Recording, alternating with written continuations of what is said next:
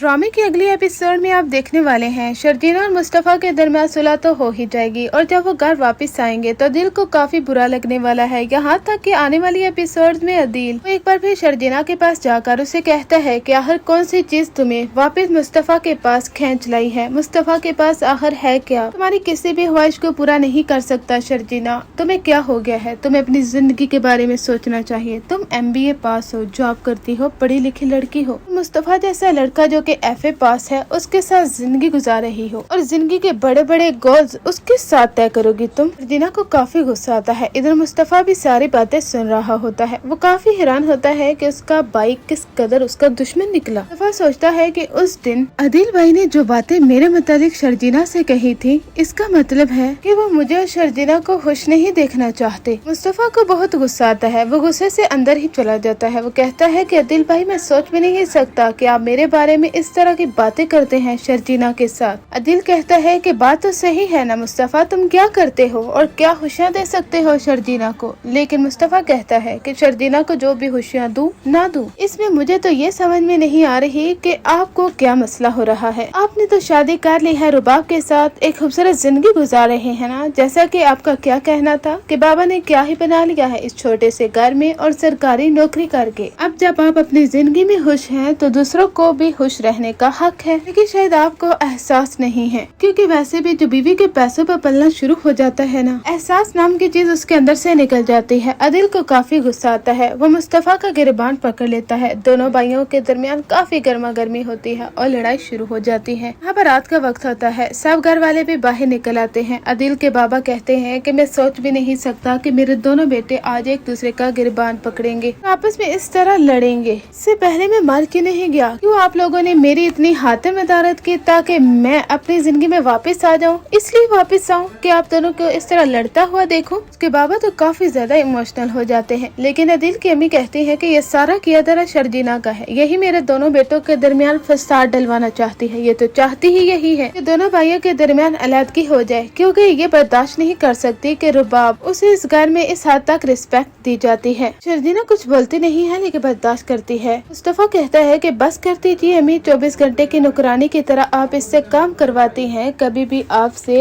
एक तारीफ का लफ्ज नहीं बोला गया शर्जीना के लिए। अब आप ऐसी बातें कर रही हैं, मैं सोच भी नहीं सकता कि आप शर्जीना के लिए ऐसी बातें सोचती रहती हैं। वो शर्जीना का हाथ पकड़कर उसे कमरे में लेकर चला जाता है। वो कहता है कि इस घर में शायद कोई भी हमारी इज्जत नहीं करेगा, शायद हमें भी अपने हक के लिए बोलना होगा, तभी सब लोगों को समझ में आएगी। अब वो शर्जीना को लेकर कमरे में जाता है तो शर्जीना काफी खुश होती है। वो कहती है कि मुस्तफा, मैं बहुत ज्यादा खुश हूँ क्योंकि तुम्हारी वजह से आज मुझे प्राउड फील हुआ है।